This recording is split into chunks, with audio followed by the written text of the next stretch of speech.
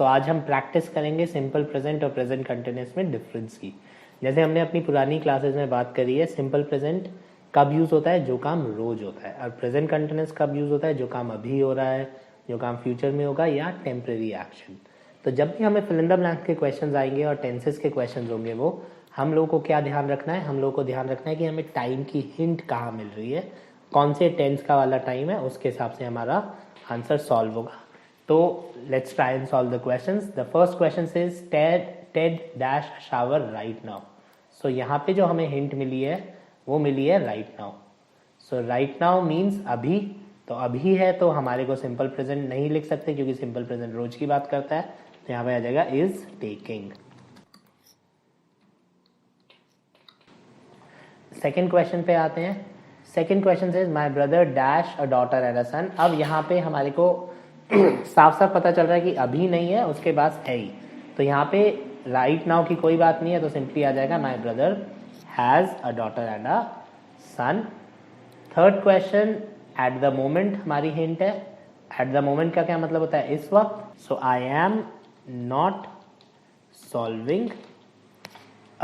Fourth question की बात करते हैं, माई ग्रैंडफादर ऑफन। अगेन हमें हिंट कहाँ पे मिली, ऑफन पे। ऑफन का मतलब होता है अक्सर, अक्सर अगेन रोज की बात कर रहा है। सो माई ग्रैंडफादर ऑफन कम्स। यहाँ पे ग्रैंडफादर है, ग्रैंडफादर इज सिंगुलर, तो सिंगुलर के साथ जो वर्ब है वर्ब में एस लगेगा, तो कम और कम्स अगर दोनों ऑप्शन हमें एग्जाम में मिले हैं तो हमारा आंसर होगा कम्स। कम गलत हो जाएगा। फोर्थ ऑप्शन की बात करते हैं, my school dash at 9 every day. Again बहुत सिंपल क्वेश्चन है, एवरी डे हिंट मिला हुआ है, एवरी डे मतलब रोज की बात, तो यहाँ पे मुझे बिगिन की जगह बस बिगिन्स करना है क्योंकि स्कूल इज सिंगुलर। अगर आपने बिगिन कर दिया तो अगेन आपका आंसर गलत हो जाएगा। सो ये भी बहुत इंपॉर्टेंट है सिंपल प्रेजेंट के लिए कि हम सिंगुलर के साथ एस लगाएं और प्लूरल के साथ एस हटाएं। नेक्स्ट क्वेश्चन आता है, आई यूजुअली। यूजुअली अगेन अक्सर होता है, तो वापस अभी की बात नहीं कर रहा है, अभी की बात नहीं कर रहा है, तो यहाँ पे आएगा डू नॉट वर्क। जैसे ही हम इस क्वेश्चन में आगे चलते हैं, ऑन संडेज बट टुडे, अब हम हमेशा की बात नहीं कर रहे हैं, और क्योंकि हमारे पास केवल दो ही ऑप्शंस हैं तो इसलिए टुडे के बाद हमारा आंसर हो जाएगा आई एम वर्किंग। लेकिन आज मैं काम कर रहा हूं, क्योंकि हमें सेकेंड हिंट मिली टुडे से। नेक्स्ट क्वेश्चन आते हैं, नाउ। बहुत आसान है, नाउ मतलब अभी, तो अब मैं शी डज नॉट की जगह क्या लिखूंगा, she is not sleeping, is not sleeping now.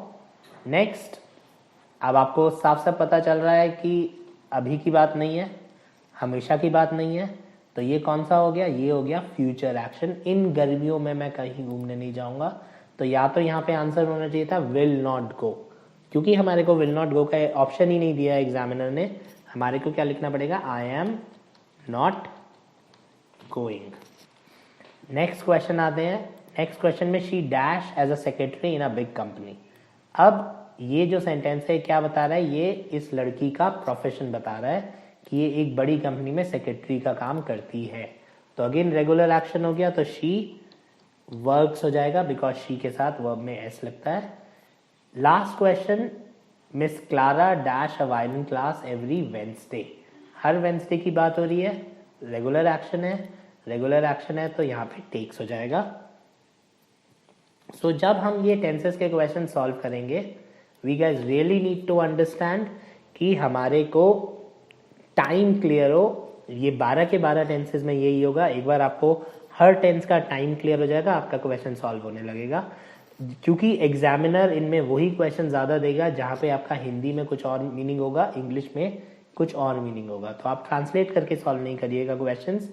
I just request you कि आप टाइम देखिए और टाइम के हिसाब से क्वेश्चन सॉल्व करिए। Thank you.